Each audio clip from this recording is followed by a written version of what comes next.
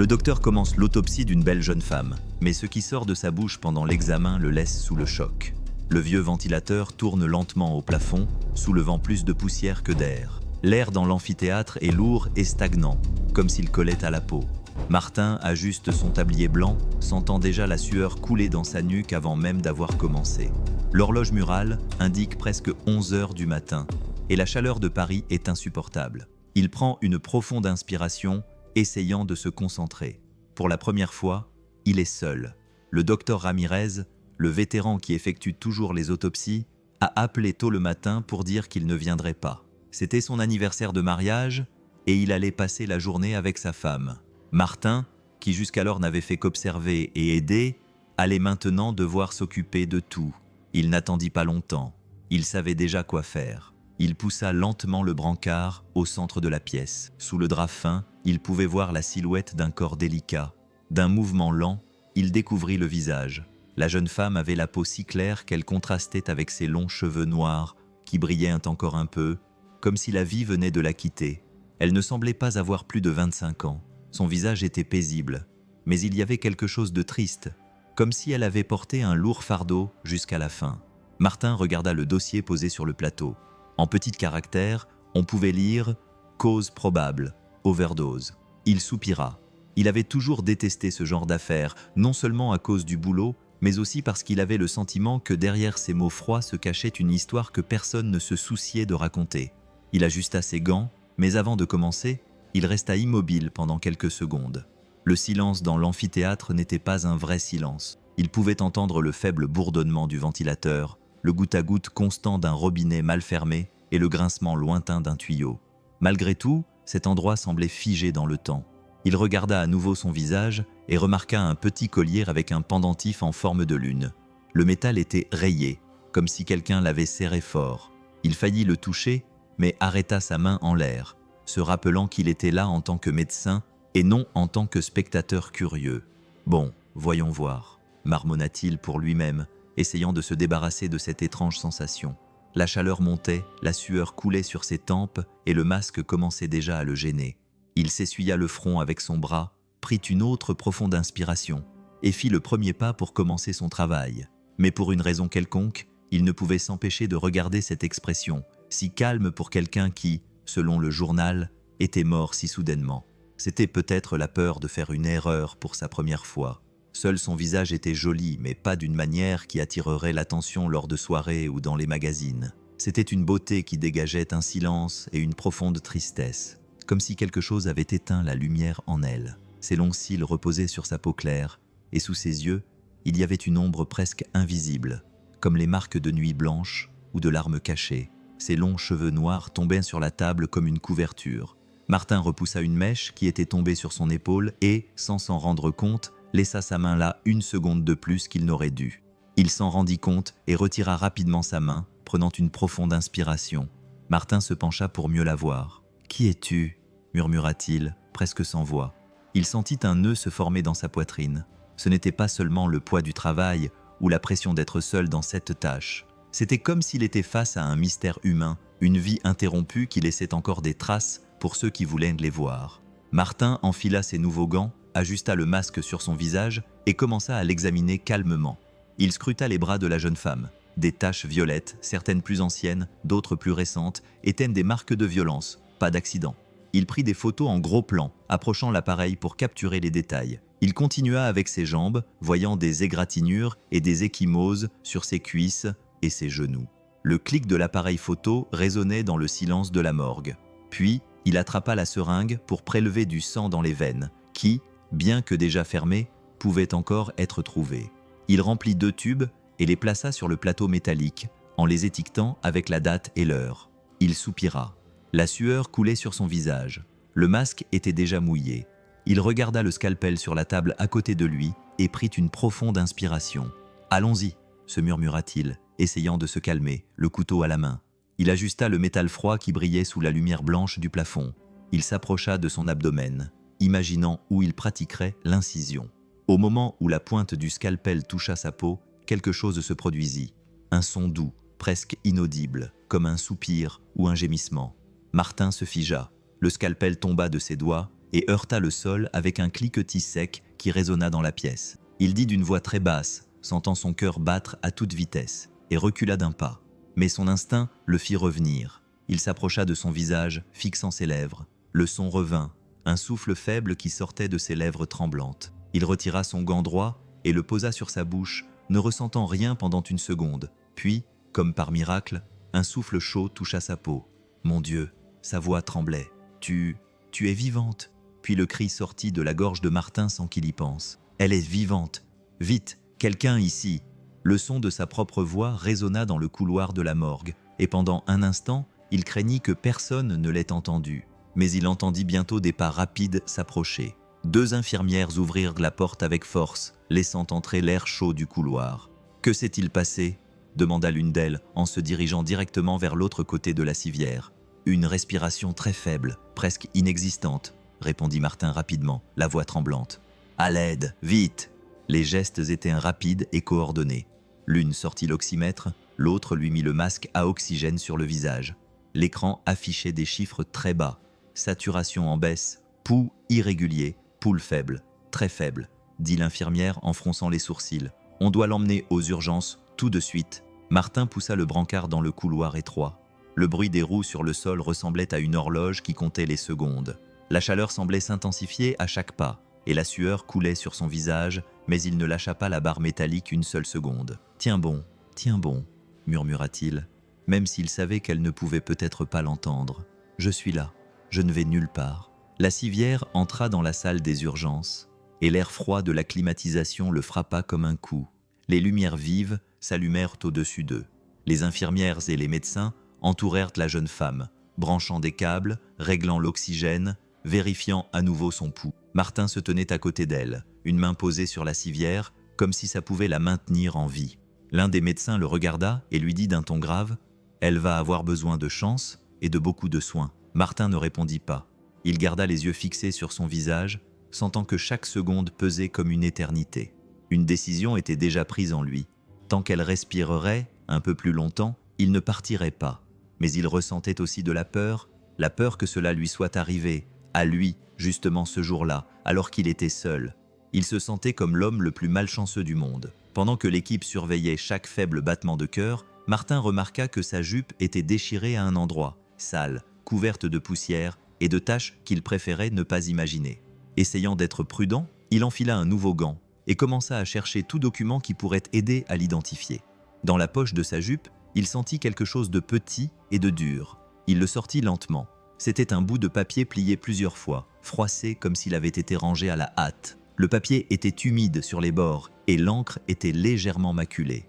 Il l'ouvrit avec précaution, presque de peur de le déchirer. L'écriture était précipitée, un peu tremblante, juste quelques phrases courtes et directes qui lui donnèrent des frissons dans le dos. « Valéria, s'il te plaît, fuis. Ne fais confiance à personne. Fais attention, s'il te plaît. » Et c'était tout. Pas de nom de famille, pas d'adresse, aucun indice sur l'identité de l'auteur. Martin la regarda comme s'il cherchait à confirmer que ce nom était bien le sien. Martin le répéta dans sa tête, sentant le poids de ce nom. C'était comme un secret qu'il n'aurait pas dû connaître, mais qu'il portait désormais comme une responsabilité. Il mit le papier dans la poche de sa blouse, plié comme avant. Il prit une profonde inspiration et appela une infirmière qui passait dans le couloir. « Pouvez-vous vérifier si nous avons des dossiers avec ce nom, Valéria ? Regardez aussi sur les réseaux sociaux. » La femme acquiesça et partit rapidement. Peu après, elle revint avec une expression confuse. « Docteur, il n'y a personne ici à l'hôpital avec ce nom. Aucun dossier, aucun rapport, rien. J'ai juste trouvé une photo d'elle avec le nom Valéria Torres sur un réseau social inactif depuis des mois. Juste une photo, mais je vais continuer à chercher pour voir si je peux trouver des proches ou autre chose. » Martin resta immobile, sentant son cœur battre plus vite. Il regarda à nouveau la jeune femme, si fragile sur la civière, reliée à des tubes et des câbles, et le papier froissé qui brûlait maintenant dans la poche de sa blouse. C'était comme si cette jeune femme était sortie de nulle part. Un nom qui n'existait pas, mais qui était maintenant gravé dans son esprit, comme s'il était impossible de l'oublier. Peu après, Martin était assis sur la chaise dans le coin, le papier froissé entre les mains. Il l'a rouvert et a relu ces quelques mots, comme s'il essayait de trouver un indice caché parmi les lettres floues. Il n'y avait rien d'autre que le nom et l'avertissement, ce qui le troublait énormément.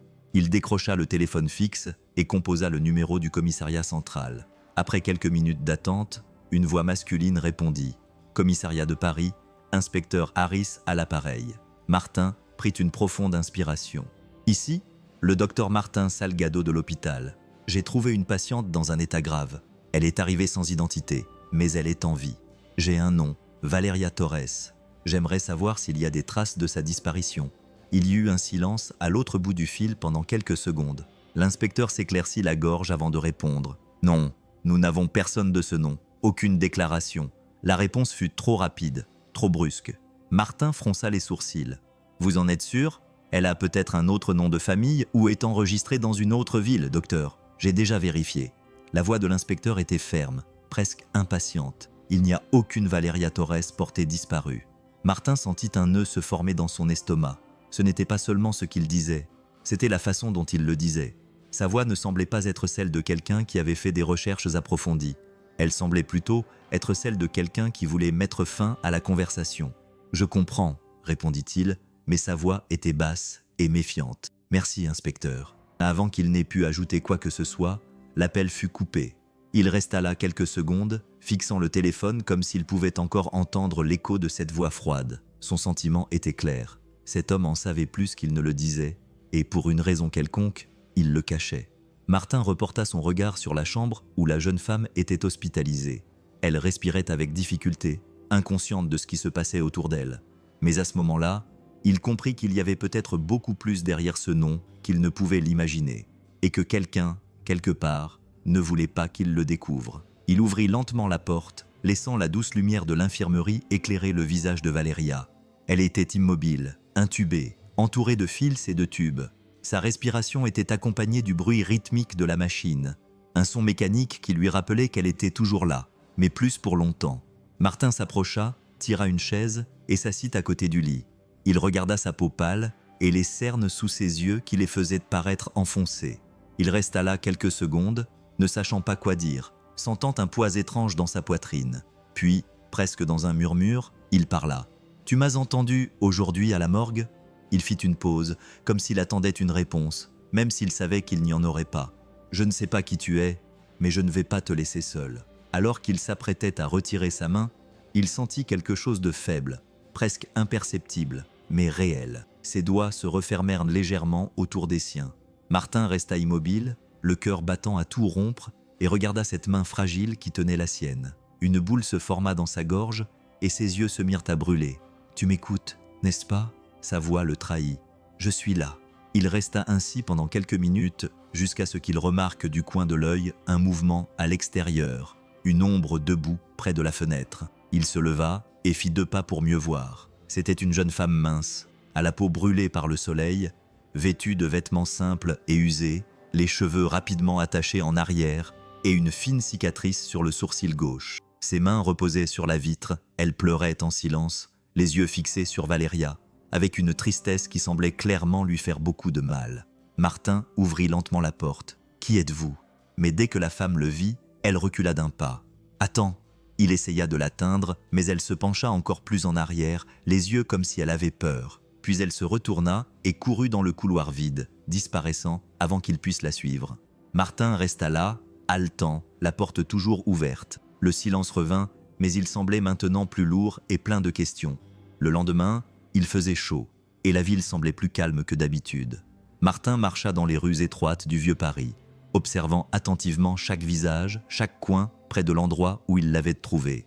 Les mots de la femme à la fenêtre et son silence lorsqu'elle s'était enfuie lui trottaient dans la tête. Il avait besoin de comprendre qui était Valeria et pourquoi elle semblait inspirer tant de peur. Il s'arrêta devant un petit étal de fruits et de cigarettes où un homme de petite taille, coiffé d'une casquette et au teint hâlé, rangeait ses marchandises.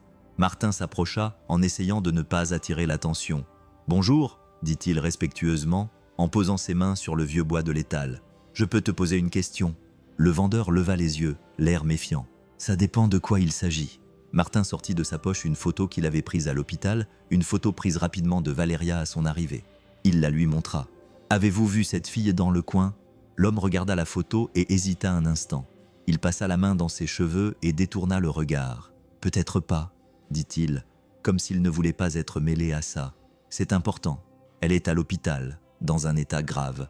La voix de Martin baissa, pleine d'urgence. « J'ai besoin de savoir si quelqu'un l'a vu par ici ces derniers jours. » Le vendeur regarda autour de lui pour s'assurer que personne ne les observait et se pencha par-dessus le comptoir. « Oui, je l'ai vue il y a environ 3 jours. Elle était avec un type grand et costaud. Il avait un tatouage dans le cou.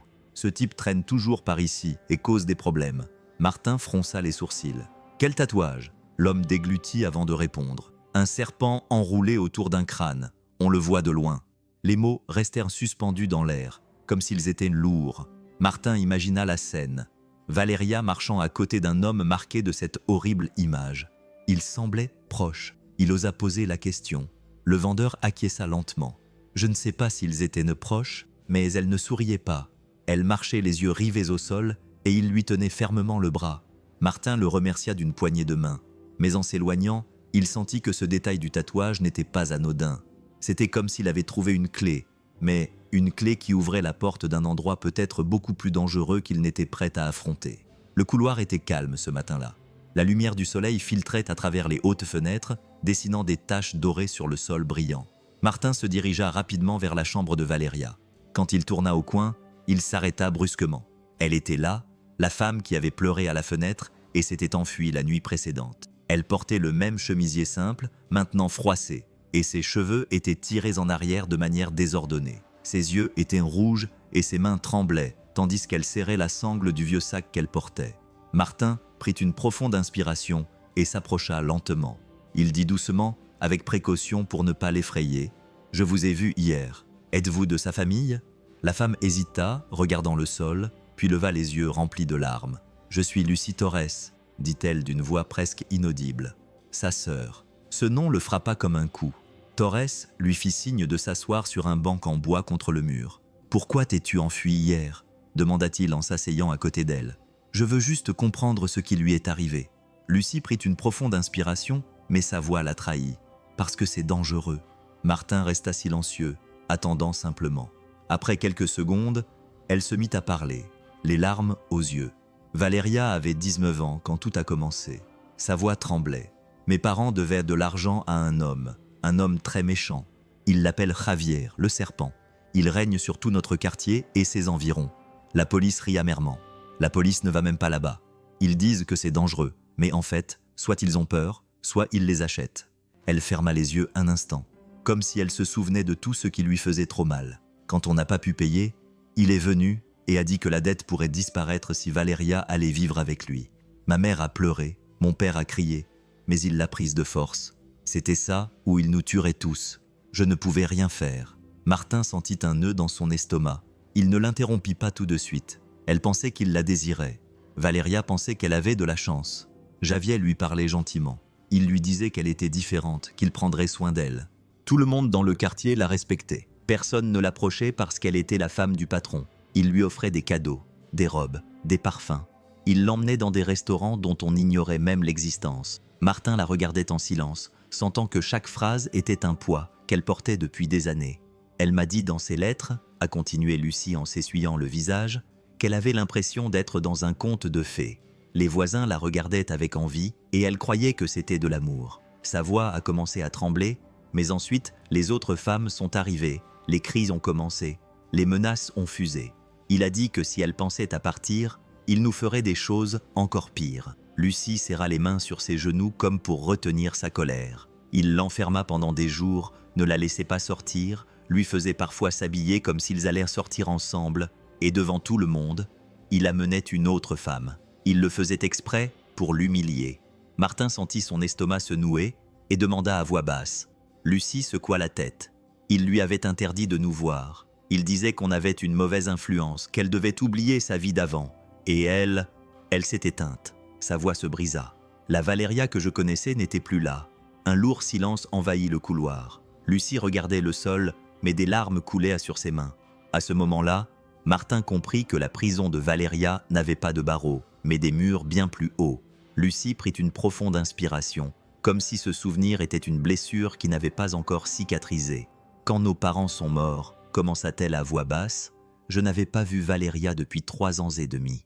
Javier n'a pas pu venir aux funérailles. Il ne l'avait pas laissée partir. Il avait dit que ce n'était pas un endroit pour elle, comme si elle était une poupée qu'il gardait sur une étagère. Les yeux de Lucie sont devenus rouges et elle a passé sa main sur son visage, essayant de retenir ses larmes.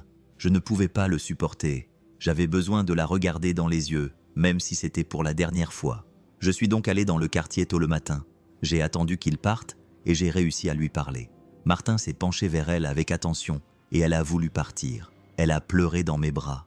Martin Lucie a dégluti et a dit qu'elle n'en pouvait plus, qu'elle avait tout le temps peur. Alors cette nuit-là, on a décidé de s'enfuir, en prenant juste ce qu'on pouvait mettre dans un sac et en disparaissant.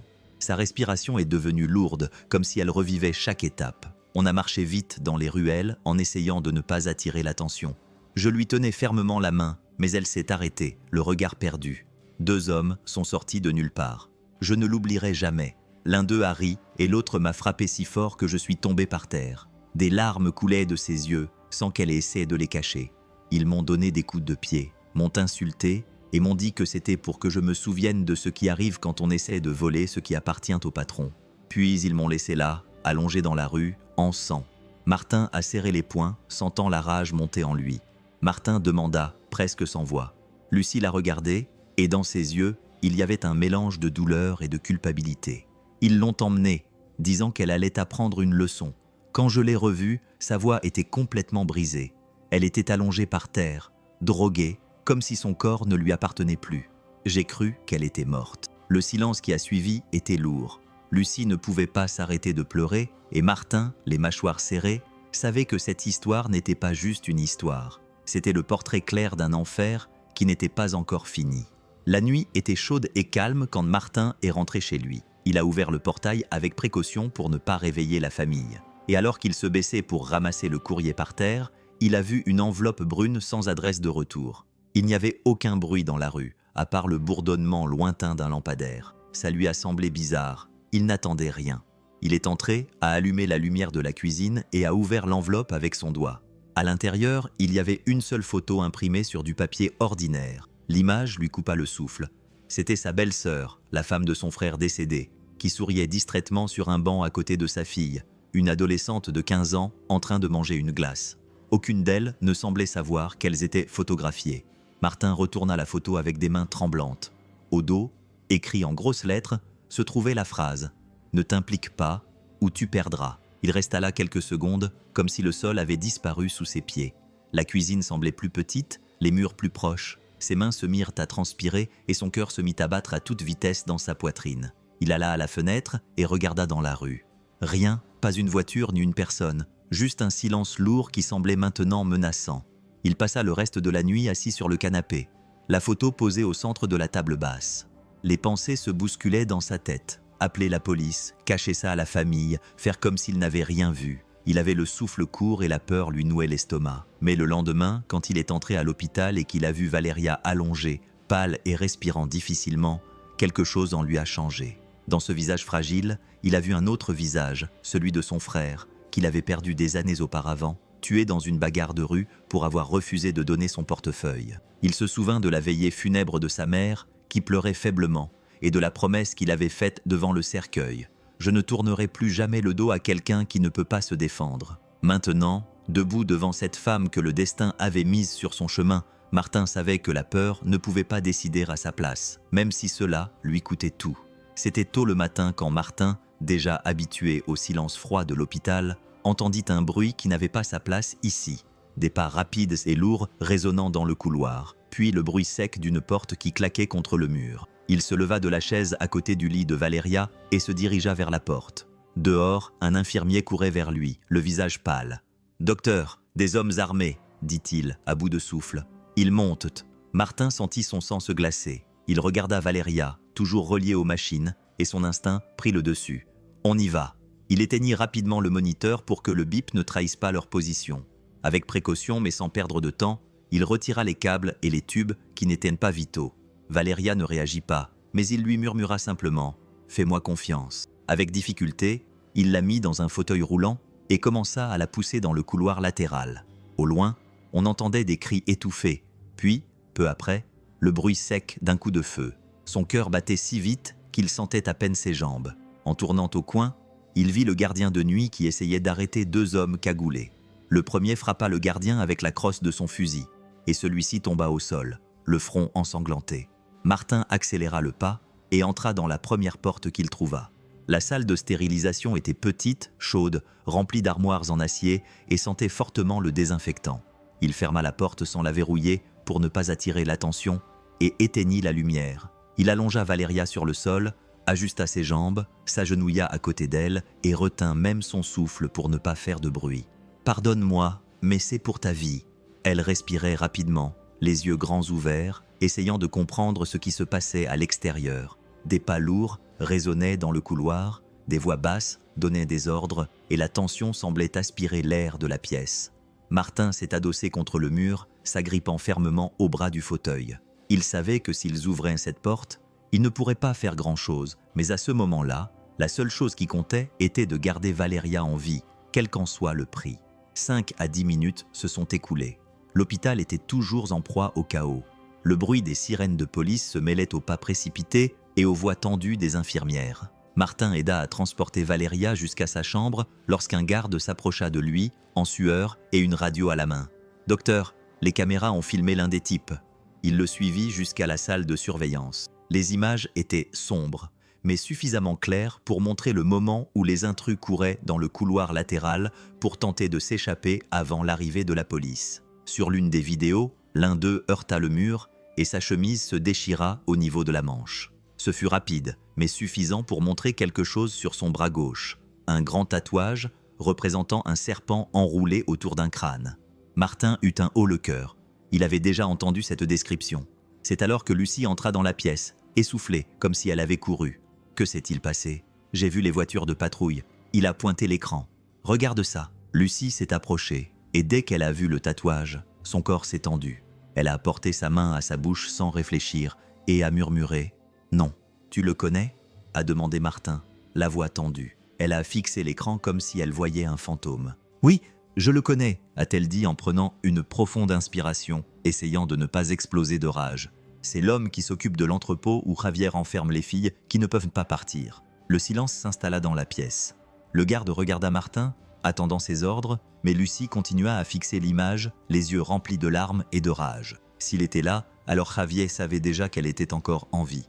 Un frisson parcourut l'échine de Martin et il prit une décision sur le champ. On allait se rendre à cet entrepôt aujourd'hui même. Il demanda à la police de garder un œil sur Valeria et partit. Le petit matin était froid et silencieux, mais ce silence n'apportait pas la paix, il apportait de la tension. Martin gara la voiture à quelques pâtés de maison pour ne pas attirer l'attention. Ils marchèrent pendant environ 25 minutes, se cachant pour que personne ne les voie. L'entrepôt était devant eux, un vieux bâtiment au mur écaillé et à la porte en fer rouillé. Seule une lampe faiblement éclairée accrochée sur le côté rompait l'obscurité. Personne ne gardait les lieux, peut-être à cause du chaos causé par l'invasion de l'hôpital. Lucie était à côté de lui, agrippant fermement le bord de sa veste. « Je suis sûre que c'est ici », dit-elle, presque dans un murmure. Martin acquiesça. Son cœur battait si fort qu'il avait l'impression qu'il allait sortir de sa poitrine. Ils s'approchèrent prudemment de la grille. Elle était juste verrouillée, et le grincement métallique quand ils l'ouvrirent résonna très fort dans la nuit. À l'intérieur, l'odeur d'humidité et de moisissure était forte. L'espace était grand, rempli de cartons empilés, de meubles cassés et de coins mal éclairés. L'air semblait lourd, comme si quelque chose n'allait pas, mais il n'y avait personne. Lucie était surprise, car elle s'attendait à trouver des filles là-bas. « Cherche n'importe quoi », dit Martin à voix basse, « n'importe quel indice. » Ils commencèrent à fouiller. Lucie ouvrit une boîte et se figea. À l'intérieur se trouvaient de nombreuses photos polaroïdes, toutes représentant des jeunes femmes, dont beaucoup avaient visiblement été battues. Certaines regardaient l'appareil photo avec peur, d'autres n'avaient même pas la force de lever la tête. « Mon Dieu !» murmura-t-elle, les mains tremblantes. Martin attrapa une enveloppe déchirée dans une autre boîte. À l'intérieur, il y avait de faux passeports avec des noms et des visages différents, mais tous avec le même profil, des femmes âgées de 18 à 25 ans. Beaucoup de photos semblaient avoir été prises juste là, contre un mur de béton similaire à celui de l'entrepôt, dans un coin près d'un vieux placard. Martin ouvrit un sac en plastique noir et eut immédiatement un haut le cœur. Il s'agissait de vêtements, de robes, de chemisiers tachés de sang séché. L'odeur métallique était toujours présente, mêlée à la poussière. Lucie se couvrit la bouche pour ne pas crier. Les larmes commencèrent à couler sans qu'elle puisse les retenir. « Ce sont peut-être les leurs » dit-elle d'une voix presque inaudible. Martin ferma les yeux un instant, respirant profondément pour ne pas perdre le contrôle. Puis il regarda Lucie et dit d'un ton ferme « On va tout emporter, personne ne peut le cacher ». À ce moment-là, ils savaient tous les deux qu'ils ne faisaient pas que trouver des preuves. Ils ouvraient la porte sur une horreur qui les entrait pour toujours. Au fond d'une des boîtes se trouvait une petite clé USB rouge, couverte de poussière et dont l'un des coins était cassé. Martin la saisit, échangeant un rapide regard avec Lucie. Aucun des deux ne dit rien. Ils savaient qu'ils devaient ne voir ce qu'il y avait dessus. Ils retournèrent vers le mur où la faible lumière d'une lampe suspendue éclairait un peu plus.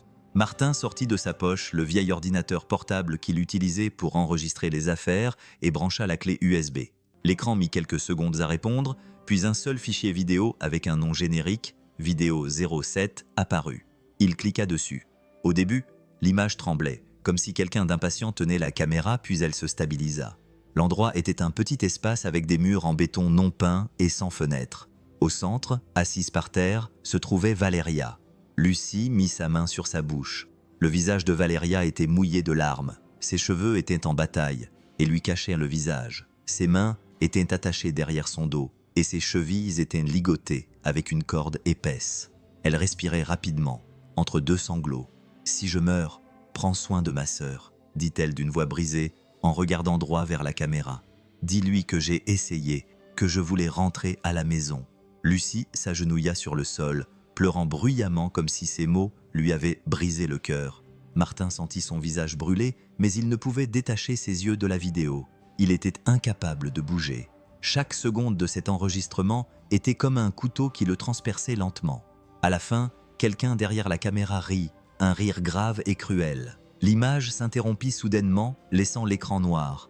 Le silence qui suivit semblait écraser l'air dans la pièce.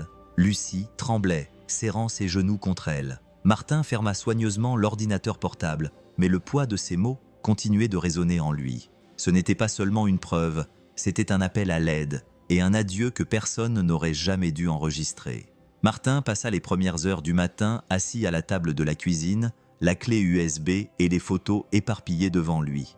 L'horloge indiquait 4 heures du matin, mais il ne pouvait pas dormir. Chaque fois qu'il fermait les yeux, il voyait le visage de Valéria dans la vidéo, ses larmes, sa voix tremblante qui disait de prendre soin de sa sœur Lucie. Elle était dans la chambre d'amis, mais il savait qu'elle ne dormait pas. Le son étouffé de ses pleurs était audible à travers le mur. À l'aube, Martin a rassemblé tout ce qu'il avait. La clé USB, les photos Polaroid, les faux passeports, les vêtements tachés de sang et les a mis dans une boîte. Il a pris une profonde inspiration à ce moment-là et s'est murmuré à lui-même en se rendant au poste de police. Il sentait un nœud dans son estomac, en partie à cause de la peur, en partie à cause de la certitude. Quand il est arrivé, il a demandé à parler au chef de la police. La pièce sentait le café réchauffé et le vieux papier. Il a posé la boîte sur le bureau et a regardé l'homme derrière le comptoir. « Voici tout ce que j'ai. Des photos, des documents et une vidéo. Je veux que vous la regardiez maintenant. » Le chef a allumé l'ordinateur et la vidéo a commencé. L'ambiance est devenue tendue quand la voix de Valéria a retenti. Même le policier le plus expérimenté a détourné le regard. « C'est très grave, docteur », dit le chef en fermant le dossier. « On va envoyer ça directement aux fédéraux. » Tout s'est passé très vite. Le jour même, les journalistes avaient déjà accès à l'info. Le soir, la télé a diffusé un reportage effrayant avec des images d'épreuves, les visages floutés des autres victimes et le nom de Javier El Culebra à l'écran. « Recherché par la police fédérale », a dit le journaliste d'un ton grave. Il faisait l'objet d'une enquête pour trafic de femmes, enlèvement, extorsion, agression, meurtre par une milice narcotrafiquante et tentative de meurtre. Lucie se tenait dans le salon, les mains sur la bouche, en pleurs. Martin était assis en silence, observant la scène. Il savait qu'avec cette exposition médiatique, il n'y avait plus de retour en arrière possible. La nouvelle se répandit comme une traînée de poudre.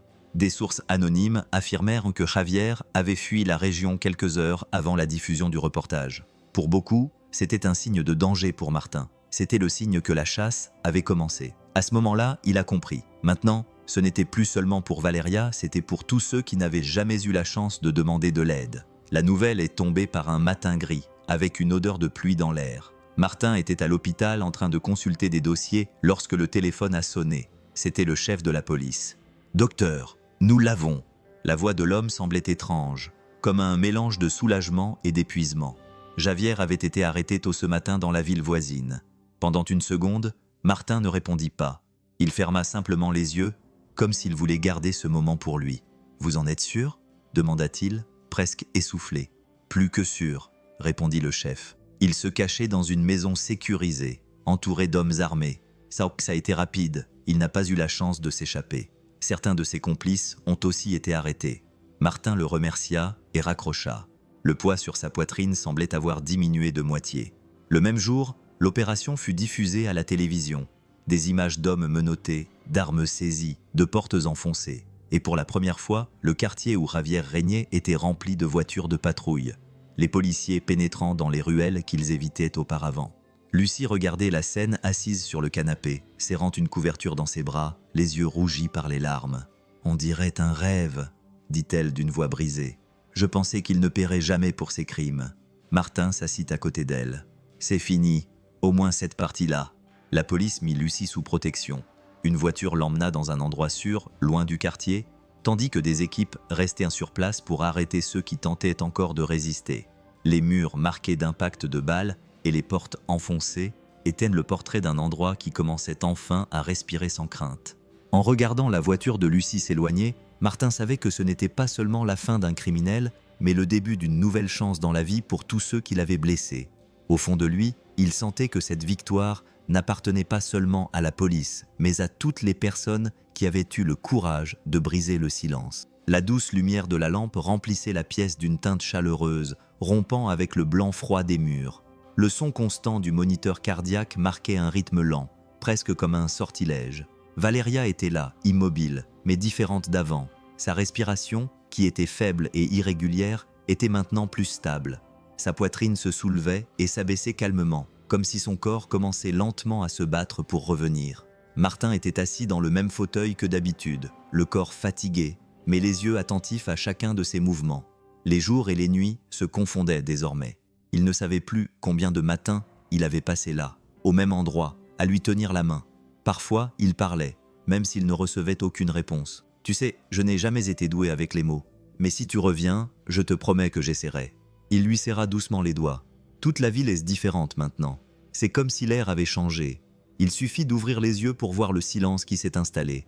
Ce n'était pas vide. Cela semblait rempli de quelque chose d'invisible, comme si, d'une manière ou d'une autre, elle pouvait entendre chaque mot. Martin regardait son visage, sa peau pâle, ses longs cils, ses cheveux noirs éparpillés sur l'oreiller. Parfois, on aurait dit qu'elle voulait bouger, mais elle restait là, coincée entre deux mondes. Il arrangeait la couverture sur son corps avec précaution pour ne pas déplacer les tubes. Puis, il se penchait et posait son front sur sa main. « Je ne vais nulle part », disait-il doucement. « Tu es seul depuis trop longtemps. » Dehors, la ville ignorait encore tout, mais dans cette chambre silencieuse, il y avait un homme et une femme unis par quelque chose d'inexplicable. Et même si elle ne pouvait toujours pas ouvrir les yeux, Martin savait que sa main dans la sienne était une raison suffisante pour continuer à attendre. Quelques jours plus tard, la lumière du soir peignait la pièce d'une teinte dorée filtrée par les rideaux fins. L'air était chaud et calme. Et Martin, comme toujours, était toujours assis là, dans le même fauteuil, tenant sa main. Il avait passé la journée à parler peu, se contentant de la regarder respirer régulièrement, à écouter le doux bip du moniteur. Il était tellement habitué à ce silence qu'il faillit ne pas remarquer le mouvement. D'abord, ce fut un léger tremblement de ses doigts, presque comme un réflexe, puis ses paupières commencèrent à bouger avec hésitation, comme si elles revenaient d'un endroit lointain. Valéria l'appela d'une voix douce, pleine d'espoir et de crainte. Elle ouvrit lentement les yeux, d'abord confuse, comme si la lumière était trop vive. Elle cligna plusieurs fois des yeux jusqu'à ce que son regard croise le sien. Elle resta ainsi, le regardant comme si elle voulait savoir si tout cela était réel.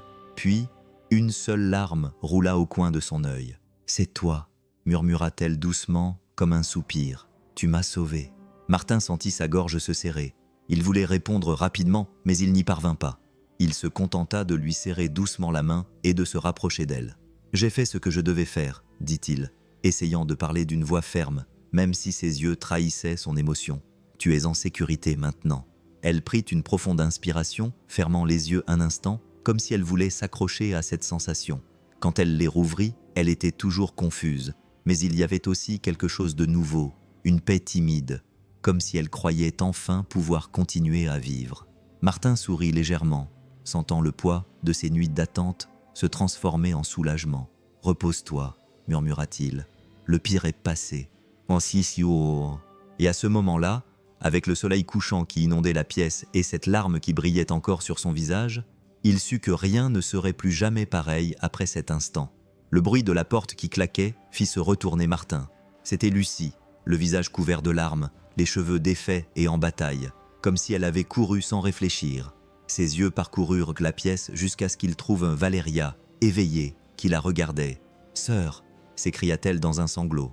Lucie traversa la pièce sans remarquer qu'elle avait laissé tomber son sac par terre. Elle se jeta sur le lit, serrant Valéria si fort dans ses bras qu'on aurait dit qu'elle voulait s'assurer qu'elle ne s'enfuirait plus jamais. Valéria, encore faible, ferma les yeux et enfouit son visage dans l'épaule de sa sœur. Les deux pleurèrent bruyamment, comme des petites filles qui se retrouvent après un cauchemar. Le bruit de leurs larmes remplissait la pièce, mêlé à des mots entrecoupés. « Je pensais… » Lucie essaya de parler, mais sa voix se brisa entre deux sanglots. « Je pensais que je t'avais perdu pour toujours. »« Moi aussi », répondit Valéria, la voix tremblante, en saisissant la main de sa sœur, comme si c'était sa dernière chance de la garder près d'elle. « J'ai rêvé que tu venais me chercher. » Et la phrase s'éteignit, noyée dans les larmes. Martin recula silencieusement de quelques pas. Il sentait que ce moment n'appartenait qu'à elle. Il se tint près de la fenêtre, observant sans interrompre. Les deux restèrent ainsi pendant des minutes qui semblèrent une éternité, jusqu'à ce qu'elles se mettent à parler sans arrêt, se précipitant pour dire tout ce qu'elles avaient à dire, riant au milieu des pleurs. Elles se racontèrent et se remémorèrent des souvenirs, des petites choses de leur enfance, aux secrets que le temps n'avait pas effacés. Le soleil se coucha dehors et la lumière dorée pénétra dans la pièce, illuminant les visages des deux femmes, désormais serrées l'une contre l'autre, comme si rien au monde ne pouvait plus jamais les séparer. Et même s'il y avait encore de la douleur, de la peur et des cicatrices, à ce moment-là, il y avait aussi quelque chose qui semblait plus fort que tout le reste, l'amour qui avait survécu à l'impossible. La pièce était silencieuse cet après-midi-là. Le bruit lointain des pas dans le couloir se mêlait au doux bourdonnement de la climatisation. Martin était assis à côté du lit, en train de relire des papiers, quand il sentit quelque chose toucher sa main. Il regarda et vit que c'était Valéria. Ses doigts, encore fragiles, saisirent les siens délicatement, mais avec suffisamment de force pour attirer son attention. Elle était réveillée et le regardait droit dans les yeux. Sa voix était basse mais claire, remplie d'un sentiment qu'il ne savait pas si c'était de la gratitude ou de la douleur. Il se pencha un peu plus près, posant son bras sur le bord du lit. « Qu'est-ce qui ne va pas ? Tu as mal ?» Elle secoua la tête. « Non, ce n'est pas ça. » Elle prit une profonde inspiration, comme pour rassembler ses mots. « C'est juste que j'ai passé tellement de temps à penser que tous les hommes étaient des monstres, que personne ne ferait quoi que ce soit sans attendre quelque chose en retour. » Martin resta silencieux, la laissant continuer. « Ma sœur m'a tout raconté. » Ses yeux se remplirent de larmes. « Elle m'a dit que tu m'avais sauvé, que tu avais risqué ta vie pour découvrir la vérité, et je ne sais pas pourquoi. » Il détourna le regard pendant une seconde, sentant un poids sur sa poitrine. « Je ne pouvais pas rester là sans rien faire, » répondit-il simplement. « Tu ne méritais pas ça. » Une larme coula sur sa joue, mais cette fois, c'était différent. Ce n'était pas de la peur, mais du soulagement. « Je pensais que je ne ferais plus jamais confiance à personne jusqu'à ce que tu arrives. » Martin lui prit la main sans dire un mot. Ce n'était pas nécessaire. Ses yeux en disaient déjà long. À ce moment-là, dans le silence de la pièce, quelque chose changea. Ce n'était pas seulement de la gratitude, c'était un lien invisible né de la douleur, mais soutenu par quelque chose d'étrange, la certitude que pour la première fois depuis longtemps, elle n'était plus seule. Les jours commencèrent à prendre un rythme différent. Valéria, toujours en convalescence, ne passait plus ses journées allongées dans un silence complet. Quand Martin entrait dans la pièce, elle souriait, d'abord timidement, comme si elle testait encore ce sentiment, puis de plus en plus ouvertement, comme quelqu'un qui avait retrouvé une partie d'elle-même qu'elle avait perdue. Il lui apportait des livres, des fruits, des petites choses, pour la distraire. Il s'asseyait sur la chaise à côté d'elle, et sans s'en rendre compte, il passait des heures à discuter. Parfois, ils parlaient de choses simples, comme les aliments qu'ils aimaient ou les chansons qui avaient marqué leur enfance. D'autres fois, les sujets étaient plus profonds, plongeant dans des souvenirs douloureux qu'elle n'était capable de partager que maintenant. Martin écoutait avec attention, sans se presser, comme si chaque mot qu'elle prononçait était important. Valéria le remarqua aussi. Elle remarqua comment il baissait la tête lorsqu'il voulait cacher un sourire, ou comment il touchait ses mains lorsque quelque chose qu'elle disait l'émouvait. La tension entre eux grandissait, mais ce n'était pas par peur. C'était autre chose, plus doux, plus intense. Son attention a bien bordé la couverture autour de ses jambes, la façon dont elle attendait que la porte s'ouvre pour le voir entrer. Il y avait des moments de silence où rien ne devait être dit. Il restait simplement là à la regarder, et elle le regardait, et dans ces moments-là, le monde extérieur semblait loin, presque comme s'il n'existait pas. Un après-midi, alors que la pluie tombait lentement sur la fenêtre, Valeria le regardait lire à voix basse un passage d'un livre. Elle se rendit compte que sa présence rendait la pièce moins froide, moins hospitalière, et Martin, sans lever les yeux, sentit son regard sur lui, une chaleur silencieuse qui le rendait nerveux d'une manière agréable. Il n'y avait aucune précipitation, aucune promesse, juste cette certitude qui flottait dans l'air entre eux. Il faisait quelque chose là, et ce n'était pas quelque chose qui allait se terminer rapidement. Le matin du transfert arriva avec une lourdeur qui envahit la pièce. La petite valise était déjà prête au pied du lit, et Valeria la regardait comme si c'était un avertissement inévitable. Dehors, une voiture de police attendait pour l'emmener dans un endroit sûr, loin de tout danger. Martin était appuyé contre la porte, les bras croisés, essayant de cacher le nœud qu'il avait dans la poitrine. « C'est pour ton bien », dit-il, plus à lui-même qu'à elle. Valeria se leva lentement, encore en convalescence, et fit quelques pas vers lui. « Je sais, mais le savoir ne rend pas les choses plus faciles. » Il esquiva un sourire faible. « Au moins, là-bas, tu pourras dormir sans crainte. Et toi ?» demanda-t-elle en le regardant droit dans les yeux. « Tu pourras dormir. » La question le désarma. Il détourna le regard pendant une seconde, prit une profonde inspiration et répondit « J'essaierai ». Le bruit de pas dans le couloir indiquait que le temps était compté. 2 policiers apparurent à la porte, prêts à l'escorter jusqu'à la voiture. Elle acquiesça, mais ne bougea pas. Au lieu de cela, elle fit un pas en avant et lui prit le visage entre ses mains. Martin murmura d'une voix tremblante. Il sentit le monde s'arrêter lorsqu'elle se pencha vers lui et l'embrassa. Ce baiser fut d'abord doux, mais il exprimait tout ce qu'il n'avait pas dit auparavant. Lorsqu'elle s'écarta, elle garda son front appuyé contre le sien, les yeux remplis de larmes. « Attends-moi », dit-elle doucement, comme une promesse. Martin déglutit, résistant à l'envie de la ramener vers lui et de lui dire qu'il ne la laisserait pas partir. Mais il se contenta d'acquiescer, car il savait qu'il ne pouvait pas compromettre sa sécurité. Elle monta dans la voiture et la porte se referma avec un bruit qui semblait trop définitif. Martin resta là, sur le trottoir, à regarder le véhicule s'éloigner jusqu'à ce qu'il disparaisse au détour du virage. Le vent chaud du matin ne suffisait pas à dissiper le froid qui restait en lui. Le temps avait passé, mais pour Martin, chaque jour sans nouvelles d'elle semblait plus long que le précédent. Les nuits étaient les pires.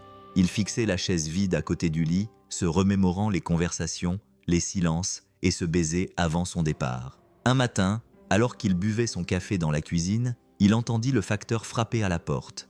Il attrapa l'enveloppe qui avait été déposée sur le sol. Elle ne portait aucune adresse de retour, seulement son nom écrit à la main dans une police qu'il reconnut immédiatement. Son cœur se mit à battre plus vite avant même qu'il ne l'ouvre. Il s'assit à la table, prit une profonde inspiration et déchira le papier. À l'intérieur se trouvait un billet de bus pour Monterrey valable 3 jours plus tard, ainsi qu'une photo imprimée sur du papier ordinaire. Sur la photo, Valeria et Lucie étaient côte à côte, souriantes, vraiment souriantes, pas avec ce sourire faux qu'il avait vu auparavant. Leurs yeux étaient brillants et derrière elles, le ciel bleu semblait plus vif grâce à leurs expressions joyeuses. Martin retourna la photo. Au dos, écrit de la même main que l'enveloppe, il y avait juste 3 mots. « Viens, tu me manques ». Il posa la photo sur la table et fixa le vide, sentant un tourbillon à l'intérieur de lui. Il n'y avait plus aucun doute ni aucune crainte, seulement cette simple certitude. Elle voulait qu'il vienne. Il passa son doigt sur l'image comme s'il pouvait toucher son visage. Un petit sourire sincère se dessina sur ses lèvres et, pour la première fois depuis longtemps, Martin sentit son cœur se remplir à nouveau de légèreté. Il mit le billet dans sa poche, attrapa un bout de papier et commença à écrire un mot à laisser à l'hôpital. Il connaissait déjà la réponse avant même d'y réfléchir. Il allait partir parce que depuis le jour où elle avait ouvert les yeux et pleuré en le voyant, Martin avait compris que là où elle était, c'était là qu'il voulait être aussi. « Dites-moi, si vous étiez à la place de Martin, tenant la main de quelqu'un que vous avez rencontré à la morgue, quelqu'un qui vous a fait tout risquer, affronter des menaces et perdre le sommeil, auriez-vous le courage de sauver et d'aimer cette personne, sachant le danger qu'elle représente ? J'aimerais beaucoup lire dans les commentaires ce que vous feriez à sa place. ou à la place de Valéria, ou même de Lucie. Votre opinion pourrait toucher quelqu'un qui regarde cette histoire en ce moment. Et n'oubliez pas d'activer la cloche pour recevoir les prochaines histoires, car il y en a beaucoup à venir, pleines d'émotions et de vérité. Maintenant, cliquez sur la vidéo qui apparaît à l'écran. C'est l'une des histoires les plus émouvantes que nous ayons racontées ici sur la chaîne. Elle a déjà fait pleurer beaucoup de gens et les a amenés à voir la vie différemment. Je vous assure que vous en ressentirez chaque seconde.